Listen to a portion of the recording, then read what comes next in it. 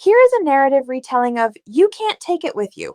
Warm, vivid, and told like a story being shared around a living room fire. You can't take it with you. They say every house has its own heartbeat, and if that's true, then the old Vanderhof Sycamore place thumped along like a banjo in full swing, lively, unpredictable, and forever on the edge of laughter. The front door never seemed to latch properly, so neighbors drifted in and out as if the place breathed people in. A stray man might wander in looking for a meal and leave 3 years later as part of the family.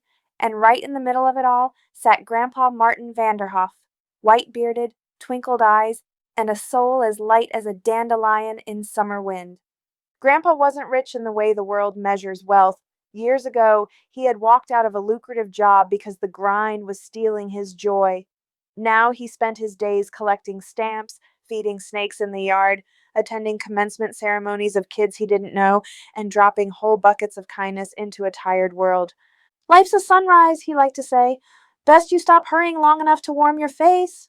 Under his roof, the sycamores lived as freely as birds.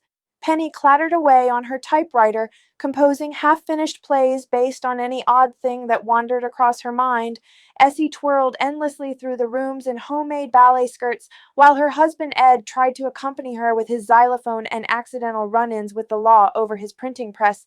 Down in the basement, Paul and Mr. DePina mixed fireworks like two overgrown boys thrilled to blow up the 4th of July. And then there was Alice, the calm in the storm, the sensible one, the girl who loved her wild family fiercely, but sometimes longed for a bit of normal. She worked in an office run by the Kirbys, banker royalty, polished as marble, wealthy enough to think the world should bend to them. Alice fell in love with Tony Kirby, the young vice president who had inherited his father's sharp mind but not his iron heart. Tony loved Alice because she was real, alive, and full of wonder. Everything sterile boardrooms were not. He didn't just want her, he wanted her world. But Tony's father, Anthony P. Kirby, was a man wound too tightly to smile without permission. His empire was swallowing city blocks one deed at a time. The last holdout was an odd, stubborn piece of land whose owner refused to sell, Grandpa Vanderhof. And so the two worlds, one humming with joy, the other humming with money, collided on a summer night when Tony insisted on introducing his parents to Alice's family. Unfortunately, he brought them a night early. Penny was in her apron, Essie was puffing through a new dance, Paul's fireworks were drying across the living room, Ed was being dragged away by policemen for distributing unauthorized political flyers, and someone's pet snake was chasing Mrs. Kirby across the couch. It was chaos, beautiful, genuine chaos. Mr. Kirby, horrified, declared it all improper. Mrs. Kirby fainted. Alice wept. Tony looked around the room, the circus of love and laughter, and realized he wanted nothing more. But life has its storms.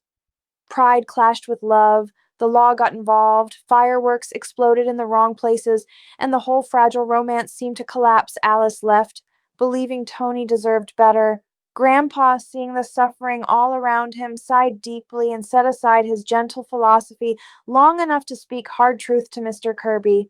He told him in the quiet of a jail cell, "You've forgotten how to enjoy the fragments of life that make it whole, and that's a tragedy no amount of money can fix."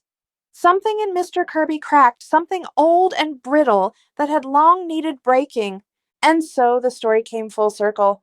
Mr. Kirby set down his briefcase and let his heartbeat fall into rhythm with the Vanderhoff house. Alice and Tony found each other again.